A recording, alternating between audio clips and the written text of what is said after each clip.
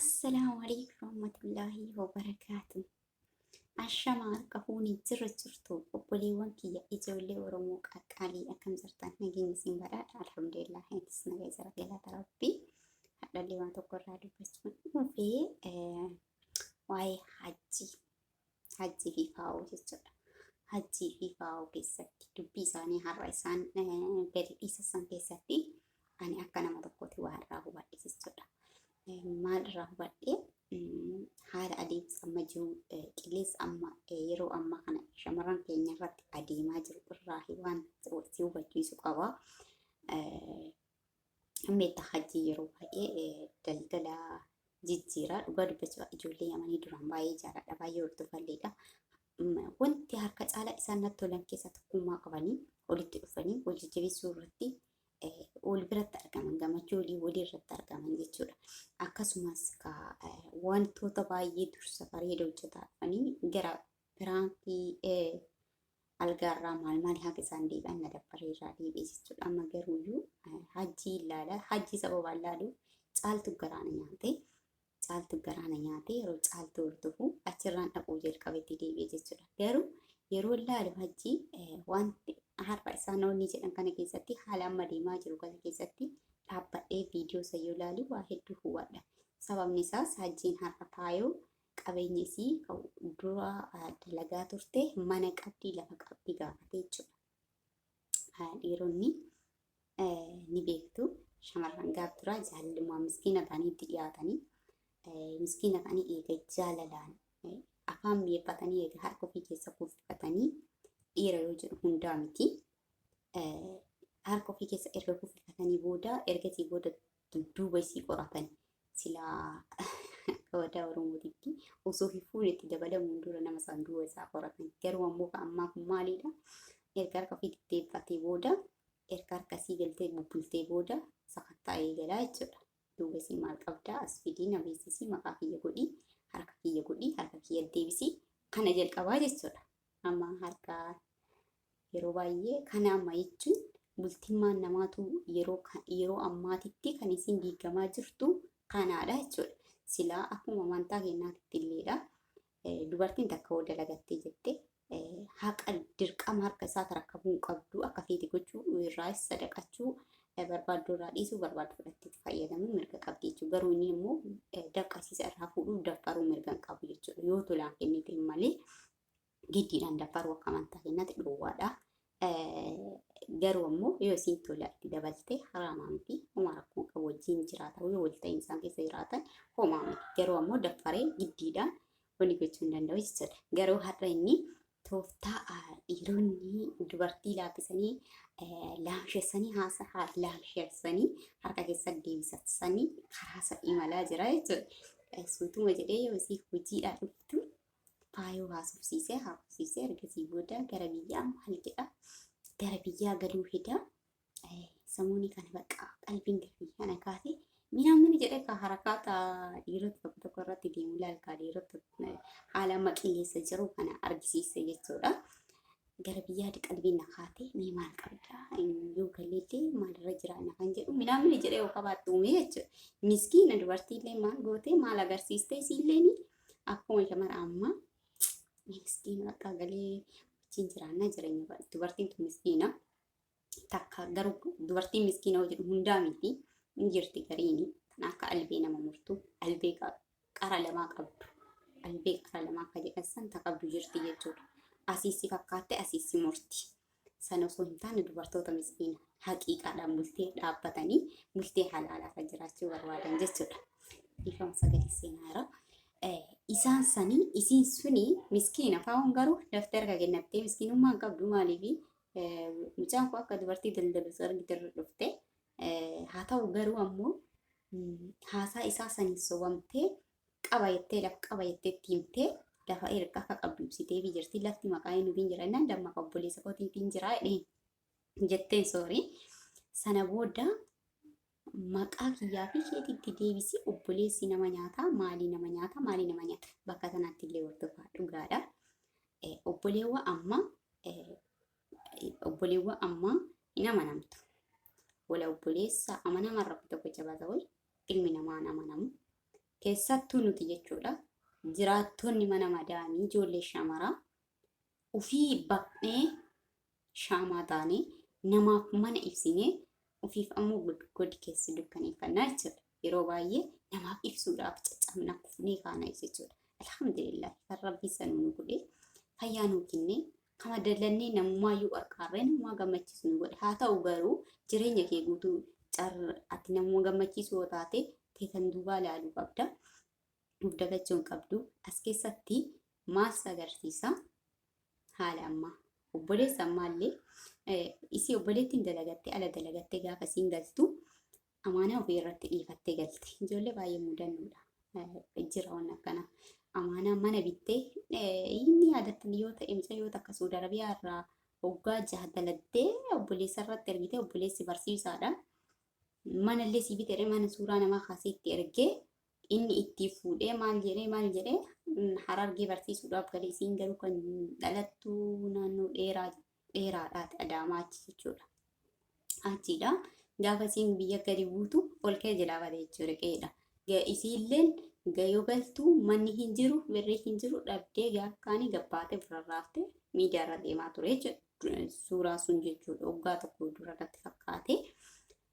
Gocha akkana garaan namarra raawwata. Uf ajjeesaa jetteen itti himtee na uf ajjeesii jedhee kanallee si hubachiisa. Waa si yaadachiisa jechuudha. Eessa jira? Maalirra jira jettee akka of yaadachuutiif yeroon tokko wanti raawwatamu tokko wanti deemu tokko diraamaas ta'e wanti garaagaraa keessatti akka of ilaaltu wanti tokko ani hoo jettee keessa akka of ilaaltu si taasisa jechuudha. Kana agarsiisa. Garuu isiin ammallee maal agarsiisti? Achi keessatti daftee harka kennattee hayaa obboleessa kee maqaa obboleessa kee irraa jijjiiree jedhee hajjii kaa'uudha. Achumaan hayaa nin bilbila nin jijjiira maqaa kiyyatti nin jijjiira jettee harka kennatteerti. Harka kennattee marattee keessaa galtee jechuudha. Yaa shamarran keenya of eeggadha. Of eeggadha. Baazawii dafqa kee haadha kiyyaa, abbaa kiyyaa, eessuma kiyyaa, obboleessa kiyyaa, obboleettii kiyyaa wanni jedhamu inuma hin jirre. Teetaati nafseente dhugaa sitti hima obboleewwan kiyya. Teetaati mudannoo waan kanaaf hedduu mudaa hedduu qabna. Anis gaafa akkanas haa ta'u jabduu godheeti miti. Garuu ammoo wanti dursa na mudate suni fuuldura kiyya irratti akka ajeemuu fi akka eessa jira akka jedhee ka'ee ilaaluu fi akka of midhadhuu fi akka of yaadadhu na taasisee jechuudha. Gochi narra raawwatanis jechuudha. Narra raawwatamuu jedhu dureenya nyaachisee osoo hin taane maatii ofii keessatti jechuudha ni beektan. Garuu maatiin akkan ati dalagdee fiduwwan akka warraa qabu hin jiru. Nuti yoo maatii keenya haadha keenya bilbilu fakkeenyaaf haadha qaba alhamdulillah haadha kooti yoo bilbilu haati koo yeroo baay'ee waan hin dhukkubsattu waan yaada kooti akka malee waan miidhamtuuf yooma ani ganama hirribaa ka'ee sagalee dunqaa isaaniin bilbilee si dhukkubaa itti bakka hin bootti. Kanaaf jedhee yoo dhukkubsataa jiraadhe illee yooma dhukkubsataa mana yaalaa jiraadhe haadha kootii yeroo dawwalu hayi dalagaarra jira hayi jecha bakka sagalee hin jirre kana fakkeessee oo maaliifi isii hirfachiisuu hin barbaadu jechuudha. Gammachiis dalagarra jira akka gaarii jira akkana jedha akka kootiitti jedha uf sobaa jira jechuudha. Maaliifi isii san akka yaaddoomne yaadarraa dandamachiisuuf akkana jalaan dhukkubsan akka yaada kiyyaa hin miidhamne jechuudha. Garuu ammoo hubataa jira maal keessa akka jiru anumaaf rabbi tokkochatu beeka jechuudha. Kanaafuyyuu akkasuma obboleewwan kiyya warroon dagattan obboleessa kiyya irratti maalii kiyya irratti jireenya keessan kan fuulduraatiif wanni ta'u tokko wanni nama tokko irra ta'u tokko an akka kootiitti gaafa nama akka kiyyaa waa mudatanii uf ilaala dhaabadhe keessatti ani hoo eessa jira har'a namni kun kana mudate ani hoo har'a eessa jira mudannoo kana keessatti ani hoo isa kana wanni raawwatamee kaa'ame kana keessa ani hoo nama akkamii gahee qaba ani hoo maal kee duumni kiyya akkamii wanta dafqe hoo eenyu harka jira wanta dafqe kanarratti gaafatummaa wayii qaba muraasamatti itti gaafatummaa qaba kiyya itti gafadhiite ittiin dhaadadha kan jedhu akka dhaabbadhee ilaala jechuudha. Dhugaa dubbachuu yeroo ijoolleen madaamiin jaalaan fakkeenya madaamii maa fudhate jaalama ji'a sadii siin gooteetiin boottu dhugaa dubbachuudhaa fi gisee tokko mindaa ji'a afurii irraa qaba madaamii kiyya mucayyoo takka ji'a mindaa ji'a 8 dhookatanii miidiyaa irraa gabbaatee boostu arge. Maaliin godhee rabbi naaf haadhisu maatii kee bilbilee bakka maatii harmee koo dhukkubaa jira birriin nu dhaqqabsi jedhee maadamee mucayyoos argee birriin nu dhaqqabnaan jedhan ol qabee gaqqabee nyaachuu didee dhuguu didee bakka taa'uu ka'uu didee hin booda.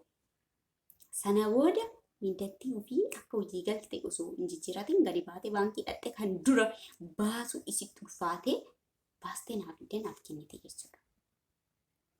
Namni sammuu qabu gaafa wanti tokko raawwatame isa keessa eessa jira jedhee of ilaaluun barbaachisaadha.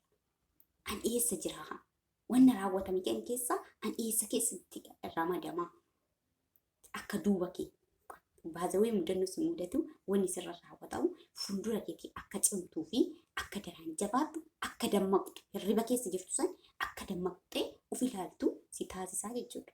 Akka miila kee jabeeffattee gad dhaabbattu. Ejjannaa kee akka jabeeffattu si taasisa. Kanaafuu yaa shamarran keenya hajjiiwwan inni har'a dalagee ana akkaan dhaabbadhee of ilaaluu fi mee shamarran gadardaafeeyyiin harka kennatti akka daftee harka kennattu maal agarsiisa kan jedhu keessatti isin keessa of ilaalaa. Har'a hajjiin mana qabdaa dhifaa'uu gaafatee jennaan mana hin qabu lafa qabaa jettee. Lafa qabaa jettee lafti keessu maqaa hin nuti hin jira jennaan maqaa obboleessa kiyyaa fi hin jira jettee. Akkan jedhani inni maalirra jira? Dubartii ji'a lama ji'a sadiin dubartii jijjiiraa jira. Inni maalirra jira? Garuu ammoo tuyyuu karaa ittiin to'atu gara biyyaa galaa mina maqaa kiyyatti deebisi jedhee. Isiillee ijooma san butattee hayaa maqaa kiyyatti hin deebisaa itti harkaa kennattee jira. Maal agarsiisa kun? Kanaaf obboleewwan kiyya wanni tokko gaafa mudan wanni isin jechuu barbaadu wanni tokko gaafa ta'u karaa maatiitiinis ta'ee karaa kamiinuu ta'ee dhaabbattuu ilaaluu qabdan dirqama hanga mataa kee irra gassii diramu eeguu qabdu. Keessattuu isin warra dafqitan dafqi keessan eessa akka jiru of beekachuu qabdan. Kan isin kabaja argattanii, kan isin kabajamtanii, kan isin naga'oo namni isin gaafatu gaafa dafqa har'a dafqitan kana harka keessanii qabattan. Gaafa dafqa keessan kana waa irra oolee mul'ate kabaja nama biratti illee argattan. Akkasumas Itoophiyaa keessa baazawii gaafa galte yoo ati harka kee waan qabne duubni kee waan qabne namni nagaa siin gaafatu. Kan gaafa sirtu yaa dubbuutii yaa akkasii teenna yaa akkasii teenna akkana garagalee sin laalu. Karaa agarsiisa jechuudha. Yeroo immoo yoo ati har'a qaroomte waan dafqite kana gadhiisuu baatte waan bareedu waan mul'atu oolfatte gaafa ati galte jette naganni si gaafatamu. Siilaa ol kaa'e. Gifti turee jedhan bakka. Haajittii. Gifti turee fi haajittii ta'e nasii jedhan. Akkana si jechisiisu maali? Hojii keeti, karoora keeti, xiyyeeffannaa keeti, kaka'umsa keeti. Yoomiyyuu taanaan gad jedhin bakka kamiyyuu dalagaa keetti saawwaata. Uf kabachisiifta. Uf kabachisiisuu barbaadda taana jajjaba ta'uu qabda. Dalaguu bichaa osoo hin taane wanni dalagdu sun maalirra oolaa? Eessa bahaa jirti? Wanti baasuu hoo maalirra oolaa jirti? Suuraa bicha suuraa kaasaniisi ergamicha sadabba laa. Ufin dagatina obboleewwan kiyya laman gubatina mana madaamiitti gubattanii galtanii gubatina.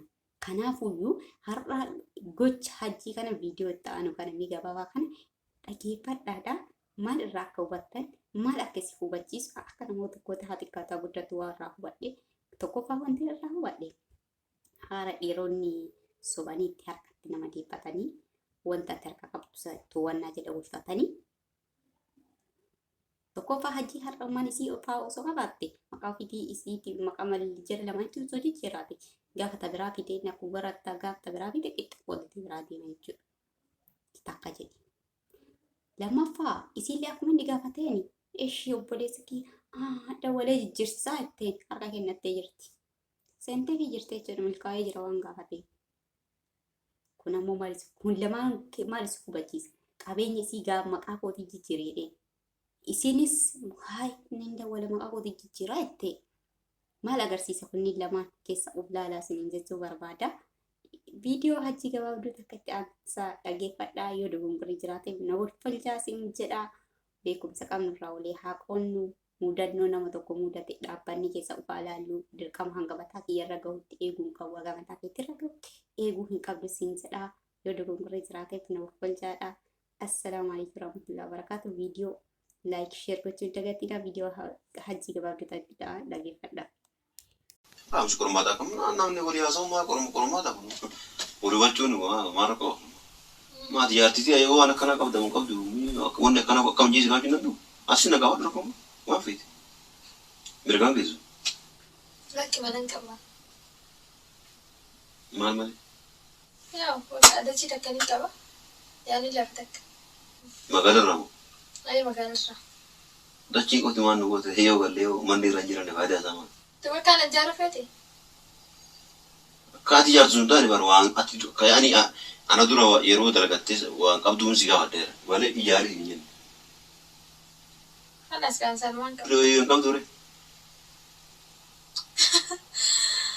waay amma jalan daddabeetiin dalagaa irraa dhufe birrii ni jirti lafti ni jirti birriinis ni jirti maali qorannoon dabbisan laa barri ani yaada kana yaani samoon argaa dubbachuudhaaf qalbiin tee biyya galgala naan jette beektaa yoo galee amma akkamii gallaa kan jedhu kunuunsi gaafachuun malee waan biraatiin miti akkas sanan kalaasitti yaani inshaallah xiqqoo naa jenneeti ofirraa galla kalaas sarmaa fi sigaa dawale waan biraati miti maaf aara qabaatu bareeda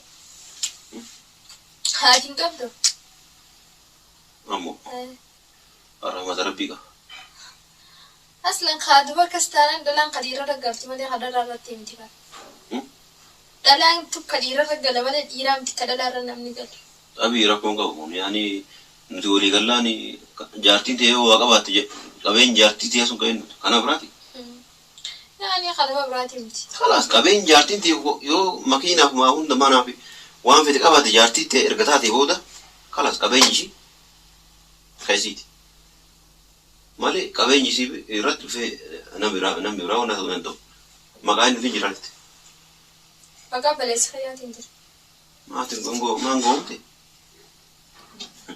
fayyaan qabdu inni waan dhasa qoy midhabu ni gowwomte maali yoon gowwomu yaati gowwummaa kiyya keessa sinaqa laa sanii miti amma inni ati rumtee dhaga'ee erga dhaga'ee booda yoo duruu gurbatti lafatante kanaafuu atamma dhugaa sitti dawwaliiti akkan gootanii lafa sanillee anamma hirwee jira maqaa kiyya yookaan maqaa jaarsi kaatti ibsee dhaamsa yaani booda akka yaani kana dura yaani nama baay'ee qunnamaaf sitti hime